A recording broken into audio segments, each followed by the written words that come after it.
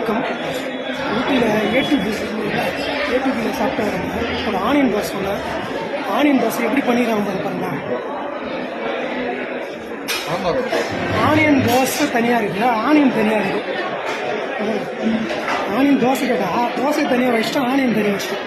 இது எப்படி தோசை தனியாக ஆனியன் தனியாக வச்சா அப்படிமா நான் தெரியும். தோசை தனியாக இருக்குது, ஆனியன் தனியாக வச்சுட்டேன். இதுதான் இவங்க ஏடிபியில் இருக்கிற ஆனியன் தோசை. எவ்வளோ கரெக்டாக செஞ்சுருவாங்க, நல்லா பார்த்துங்க. நம்ம பெரிய கடையில் போய் சாப்பிட்ணும் ஆசைப்படுறல, அதுக்கான இது ஆனியன் தோசை கிடைக்கும். எப்படியே போட்ட ஒஸ்டான ஒரு ஆனியன் தோசை. இதான் ஆனியன் தோசை. தோசை தனியாக வச்சு ஆனியன் தனியாக வச்சுக்கிறேன். இது வந்து ஆனியன் தோசை. தோசை என்ன விளாட்ல, இது ஆனியன் என்ன விளாட்ல. இது ஆனியன் தோசை தெரிஞ்சுங்க.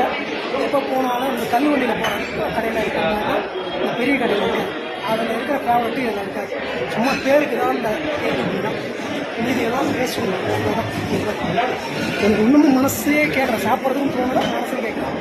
ஆனியன் தோசை கேட்டால் ஆனியன் தனியாக, ஆனியனை தனியாக நல்லா இப்போ தெரியும். ஆனியன் தனியாக, தோசையை தனியாக கொண்டு வந்து இதான் ஆனியன் தோசை தெரியுங்க.